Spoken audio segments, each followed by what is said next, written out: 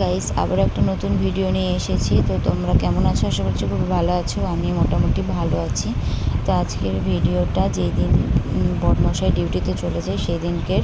তো ভিডিওটা পড়েছিল, এডিটিং করা হয়নি। তো খুব একটা ভিডিও করতেও পারিনি। তো যতটুকুন করেছি ভাবলাম ততটুকুনই তোমাদের সাথে শেয়ার করা যাক। তো এদিকে সকালবেলায় ফল টল খাওয়া দাওয়া করে, মানে ফল খেয়েছিলাম। তো তারপর এদিকে গাছে দেখি বড়মশাই জল দিচ্ছিল। তো জল দিচ্ছে, এবার এদিকে বলছিলাম আজকেই দাও, কাল তো আমি দেবো।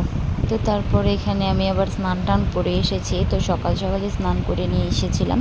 তো পুজো দিতে হবে দেখে সকালে স্নান করেছিলাম।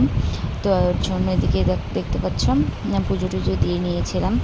তো এখানে তুলসী, এখানে বৃষ্টি হচ্ছিল, হালকা হালকা বৃষ্টি হচ্ছিল। তো সত্যি কথা বলতে মনটা খুবই খারাপ ছিল।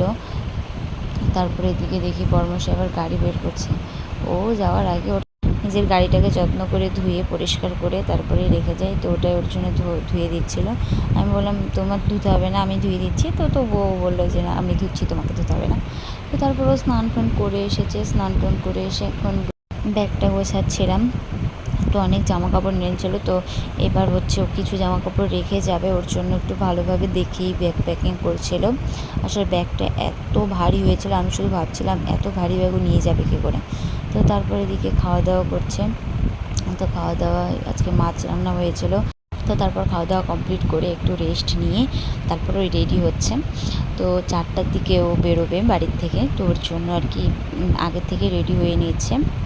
সত্যি কথা বলতে ওর সাথে কাটানো দিনগুলো সত্যি খুব তাড়াতাড়ি চলে যায়। আর কথাই আছে যে দিন গোনা দিন তাড়াতাড়ি ফুরিয়ে যায়। তো ঠিক তাই হয়।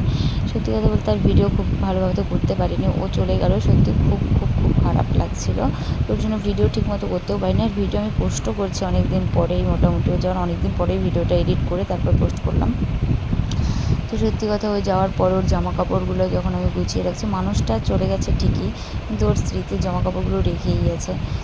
কথা বলতে খুব মন খারাপ, খুব কান্না করতে ইচ্ছে করছিল, কিন্তু কান্না করতে পারিনি। আসলে আমার শাশুড়ি মা বলে মন খারাপ করবি না, আর ওনাদের সবার সামনে কান্নাকাটি করতেও পারি না। কিন্তু সত্যি কথা বলতে খুবই কান্না করতে ইচ্ছা করে। তো আবার জোরে জোরে কান্না করতে ইচ্ছা করে কাউকে জড়িয়ে ধরে। তো ভিডিওটা আর আমি করতে পারিনি। তো মনটা খুব খারাপ ছিল। তো ভিডিওটা এই পর্যন্তই। ভালো লাগলে লাইক কমেন্ট শেয়ার করতে। দেখা হচ্ছে নেক্সট ভিডিওতে।